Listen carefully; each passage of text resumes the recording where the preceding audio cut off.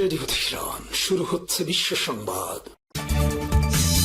বাংলাদেশের সর্বশেষ গুরুত্বপূর্ণ আপডেট সংবাদে আপনাকে স্বাগত। শুরুতেই সংবাদ শিরোনাম, পরে বিস্তারিত। প্রথমে জানাবো, শেখ হাসিনা, আজিজ, বেনজিরসহ পলাতকদের বিরুদ্ধে গ্রেপ্তারি পরোয়ানা শাপলা চত্বর হত্যাযজ্ঞের ঘটনায় 2013 সালের 5 মে রাজধানীর মতিঝিলের শাপলা চত্বরে হেফাজত ইসলামের সমাবেশ ঘিরে হত্যাযজ্ঞের ঘটনায় মানবতাবিরোধী অপরাধের মামলায় পলাতক সাবেক প্রধানমন্ত্রী শেখ হাসিনা, সাবেক সেনাপ্রধান জেনারেল আজিজ আহমেদ সহ 41 জনের বিরুদ্ধে আনুষ্ঠানিকভাবে অভিযোগ বা ফরমাল গঠন করা হয়েছে। পাশাপাশি শেখ হাসিনা এবং সাবেক সেনাপ্রধান আজিজ আহমেদ এবং সাবেক পুলিশ প্রধান বেনজির আহমেদ সহ তাদের বিরুদ্ধে গ্রেপ্তারি পরোয়ানা জারি করা হয়েছে। এরপর জানাবো, কিশোরগঞ্জের দুই গ্রুপের সংঘর্ষ, নিহত এক। কিশোরগঞ্জের ভৈরবে একটি বাজারের নামকরণ নিয়ে মতবিরোধের জেরে দুই গ্রামবাসীর মধ্যে সংঘর্ষে মাসুদ মিয়া 30 নামের একজনকে পিটিয়ে হত্যা করা হয়েছে। আজ ভৈরব উপজেলার কালিকাপ্রসাদ ইউনিয়নের আকবরনগর ও মিরারচর এই দুই গ্রামবাসীর মধ্যে সংঘর্ষের ঘটনা ঘটে। এদিকে শাহাবুদ্দিন চুপ্পুকে গ্রেপ্তার করে বিচারের আওতায় আনতে হবে বললেন আক্তার হোসেন। জাতীয় নাগরিক পার্টি এনসিপির সদস্য সচিব ও সংসদ সদস্য আক্তার হোসেন জানিয়েছেন যে সদ্য সাবেক রাষ্ট্রপতি শাহাবুদ্দিন চুপ্পুকে গ্রেপ্তার করে আইনের আওতায় এনে বিচার করতে হবে। বিএনপি যে আর্টিকেল দেখাচ্ছে সেই আর্টিকেল অনুযায়ী কোনো কিছু হবে না, বরং সেই আর্টিকেল অনুযায়ী হাসিনাকে পতন করা হয়নি। সুতরাং রাষ্ট্রপতিকে এই মুহূর্তে গ্রেপ্তার করতে হবে। এবারে জানাবো, সীমান্তে বিজিবির সঙ্গে গোলাগুলি, অস্ত্র এবং গুলি উদ্ধার। খাগড়াছড়ির মাটিরাঙ্গা সীমান্তে বর্ডার গার্ড অব বাংলাদেশ বিজিবির জামিনীপাড়া জোনের টহল দলের সঙ্গে সশস্ত্র সন্ত্রাসীদের গোলাগুলির ঘটনা ঘটেছে। এই ঘটনায় আজ মাটিরাঙ্গার জমিনীপাড়া জোন সদর দপ্তরে এক সংবাদ সম্মেলনে অভিযানের বিষয়ে বিস্তারিত জানানো হয়। এবং সর্বশেষ জানাবো, সন্ধ্যা নাগাদ উপকূল অতিক্রম করতে পারে গভীর নিম্নচাপ, ঝড়ের আশঙ্কা। বঙ্গোপসাগর এলাকায় সৃষ্ট লঘুচাপটি ক্রমেই ঘনীভূত হয়ে বর্তমান গভীর নিম্নচাপে পরিণত হতে পারে। এটি আরও উত্তর পশ্চিম দিকে অগ্রসর হয়ে সন্ধ্যা নাগাদ উপকূল অতিক্রম করতে পারে। বর্তমানে গভীর নিম্নচাপ কেন্দ্রের 48 কিলোমিটারের মধ্যে বাতাসের একটানা সর্বোচ্চ গতিবেগ ঘন্টায় 60 কিলোমিটার পর্যন্ত বৃদ্ধি পাচ্ছে। আজ আবহাওয়া অধিদপ্তরের বিশেষজ্ঞ দল এক বিজ্ঞপ্তিতে ক্রমিক নং 2-এ সব তথ্য নিশ্চিত করেছে। প্রিয় দর্শক, এতক্ষণ শুনছিলেন সংবাদ শিরোনাম, এবারে বিস্তারিত। তবে তার আগে বন্ধুরা, অনুরোধ থাকবে এই সংবাদটিতে একটি লাইক দিন। এই চ্যানেলে আপনি নতুন হয়ে থাকলে আমাদের সংবাদটি দেখতে দেখতে চ্যানেলটি সাবস্ক্রাইব করে রাখুন। কমেন্ট করে বন্ধুরা আপনার মূল্যবান মতামত জানিয়ে দিন আপনি বিশ্বের কোন দেশ থেকে বা বাংলাদেশের কোন স্থান থেকে আমাদের সংবাদটি দেখছেন এবং শুনছেন। আর বন্ধুরা, সংবাদটি আপনার সোশ্যাল মিডিয়া ফেসবুকে শেয়ার করে বন্ধুদেরও দেখার সুযোগ করে দিন। গাজা যুদ্ধে আপনি যদি নিরীহ ফিলিস্তিনিদের ভালোবেসে থাকেন বন্ধুরা, কমেন্টে ইয়েস লিখে পুরো বিশ্ববাসীকে আমাদের এই তাজা আপডেটটি দেখার সুযোগ করে দিন। এবারে বিস্তারিত। কিশোরগঞ্জের দুই গ্রুপের সংঘর্ষ, নিহত এক। কিশোরগঞ্জের ভৈরবে একটি বাজারের নামকরণ নিয়ে মতবিরোধের জেরে দুই গ্রামবাসীর মধ্যে সংঘর্ষে মাসুদ মিয়া 30 নামের একজনকে পিটিয়ে হত্যা করা হয়েছে। আজ ভৈরব উপজেলার কালিকাপ্রসাদ ইউনিয়নের আকবরনগর ও মিরারচর এ দুই গ্রামবাসীর মধ্যে সংঘর্ষে এমন ঘটনা ঘটে। পুলিশ জানায় যে ভৈরব উপজেলার কালিকাপ্রসাদ ইউনিয়নের আকবরনগর বাস স্ট্যান্ড এলাকার একটি বাজার রয়েছে। এই বাজারের নামকরণ নিয়ে আকবরনগর ও মিরারচর দুই গ্রামবাসীর মধ্যে মতবিরোধ কয়েক বছর ধরে চলে আসছিল। এর জেরে আজ দুই গ্রামবাসীর মধ্যে সংঘর্ষ শুরু হয়। এই সংঘর্ষের সময় আকবরনগরের এলাকাবাসী মিরারচর এলাকার মাসুদ মিয়াকে পিটিয়ে গুরুতর আহত করা হয়। পরে গ্রামবাসী মাসুদ মিয়াকে আহত অবস্থায় ভৈরব উপজেলা স্বাস্থ্য কমপ্লেক্সে নিয়ে গেলে কর্তব্যরত চিকিৎসক তাকে মৃত ঘোষণা করে। এই ঘটনার পর উক্ত এলাকা এখন পরিস্থিতি থমথমে অবস্থায় বিরাজ করছে।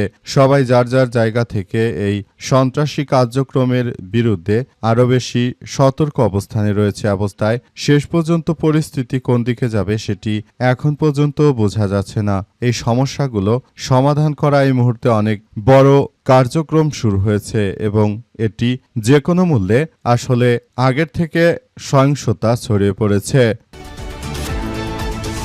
সীমান্তে বিজিবির সঙ্গে গোলাগুলি, অস্ত্র এবং গুলি উদ্ধার। খাগড়াছড়ির মাটিরাঙ্গা সীমান্তে বর্ডার গার্ড অব বাংলাদেশ বিজিবির জামিনীপাড়া জোনের টহল দলের সঙ্গে সশস্ত্র সন্ত্রাসীদের গোলাগুলির ঘটনা ঘটেছে।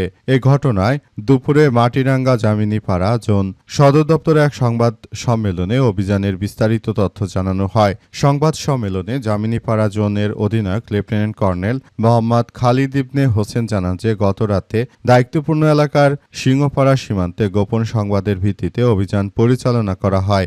অভিযানিক দলের উপস্থিতি টের পেয়ে সশস্ত্র সন্ত্রাসীদের একটি অংশ পালিয়ে যায়। এ সময় তাদের অবস্থানকৃত এলাকায় তল্লাশি চালিয়ে 4টি পিস্তল, 14 রাউন্ড গুলি, অন্যান্য সরঞ্জাম উদ্ধার করা হয়েছে। তিনি আরও জানান, অভিযানিক দল বিওপিতে ফেরার পথে সন্ত্রাসীদের আরেকটি গ্রুপ বিজিবির সদস্যদের লক্ষ্য করে গুলি ছোড়ে। এতে উভয় পক্ষের মধ্যে 10 মিনিটের মতো গোলাগুলির ঘটনা ঘটলেও কোনো হতাহত হয়নি। বিজিবি জানিয়েছে যে সীমান্তে অবৈধ অনুপ্রবেশ, অস্ত্র, গোলাবারুদ ও মাদক পাচারসহ সব ধরনের অবৈধ কারবারের বিরুদ্ধে নিবিড় পর্যবেক্ষণ ও কঠোর নজরদারি রয়েছে।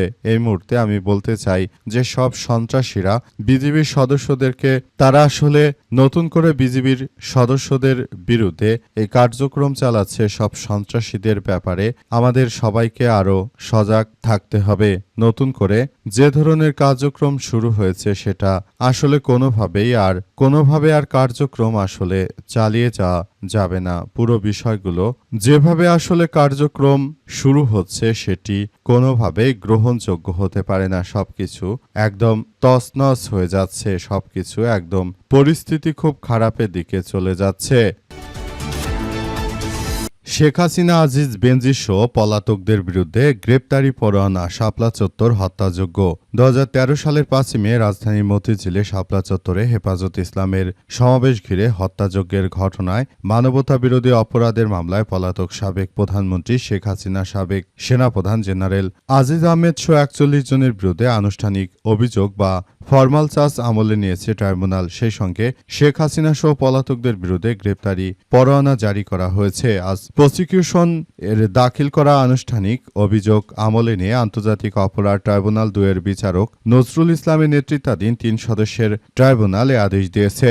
গ্রেপ্তারি পরোয়ানা জারি হওয়া আসামিদের মধ্যে পলাতক সাবেক প্রধানমন্ত্রী শেখ হাসিনা ছাড়াও সাবেক সেনাবাহিনী প্রধান জেনারেল আজিজ আহমেদ, সাবেক পুলিশ মহাপরিদর্শক আইজিপি বেনজির আহমেদ সহ আরও অনেকেই রয়েছে। তাদের বিরুদ্ধে গ্রেপ্তারি পরোয়ানা জারির আবেদন করেছে প্রসিকিউশন। সাবেক সেনাবাহিনী প্রধান জেনারেল আজিজ আহমেদের বিরুদ্ধে সরাসরি গ্রেপ্তারি পরোয়ানা জারি করেছে আন্তর্জাতিক অপরাধ ট্রাইব্যুনাল। তারা জানিয়েছে যে এই বেনজির এবং সাবেক সেনাবাহিনী প্রধান আজিজ তারা সবাই মূলত শেখ হাসিনা দোষর ছিল এবং তারা বাংলাদেশে আসলে এই মুহূর্তে তারা এক ব্যাপক ত্রাসের রাজত্ব কায়েম করেছে। সুতরাং বিষয়গুলো খুবই গুরুত্ব সহকারে দেখভাল করা হচ্ছে।